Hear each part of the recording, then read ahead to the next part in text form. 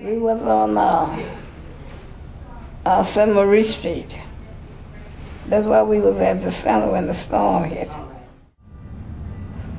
It was nice back there. I liked it back there. I could sit on my front porch and look at the soldiers marching in the barracks. And it was really nice. I had started making a bed. But then we all had to leave.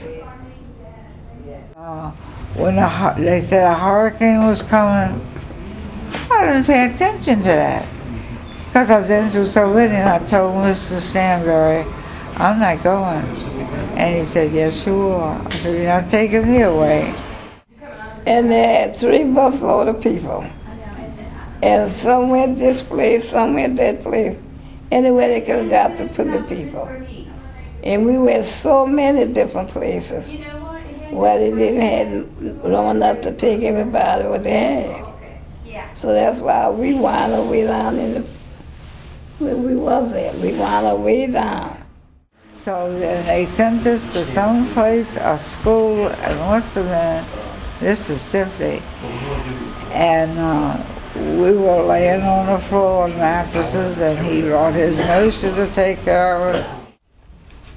I lost my pretty diamond ring and my watch.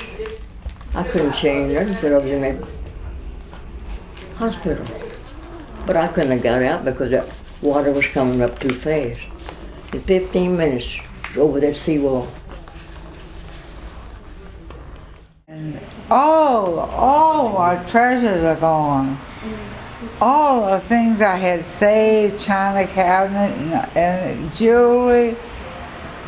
Oh yeah, and I had a baby, and it was made of visc. And she was about 6 inches high, and she had her little legs crossed, and she had her little hand like she was going to suck her thumb. That was a beautiful thing.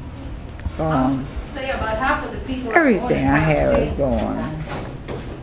Everything. And I was a stranger up there. I didn't know nobody, and I was just lonely. It's an isolated place. I've never been so lonely in my life as that one place. I tell you, it's very boring. It's very boring. And I 2 years out of my life. I got my feelings hurt because one fella said, I wanted to sit down, and he said, all you talk about is St. Margaret, St. Margaret, St. Margaret. And New Orleans. And I said, because it's so wonderful. And he said, I know people that go there and find it that wonderful. I said, well, you didn't talk to the ones that came to Mardi Gras. You know, when I first went in there was a man always sits on the far side of the dining room. So he was coming up the hallway and he was going into his room, but he stood still stood in the side of the hallway. I passed him, he said, hey, you want to play around? I said, you son of a bitch, and I hauled up and hit him. Right in the face. The food was bland, and I kept saying, oh, did you all ever have, what you call that, shrimp? No, crawfish, fish. Did you all ever have oysters? 4 days I didn't eat at another place. I was just about ready to give up. After being in there and know what I had to go through, I didn't care about what was out there no more. Uses this season, I was so glad to get back and taste it. And guess what? We came back, I think, on a Tuesday, and Saturday I had gained 7 pounds. I had to start that. I said, I won't be able to stand up. Well, I wanted to come back to New Orleans, because that's why I had a lot of my people out here in New Orleans. And I wanted to come back to see them. And that's the reason I wanted to, and then I wanted to come back home and see how it looked. I wanted to come back here because I had my family here. I was among strangers up there.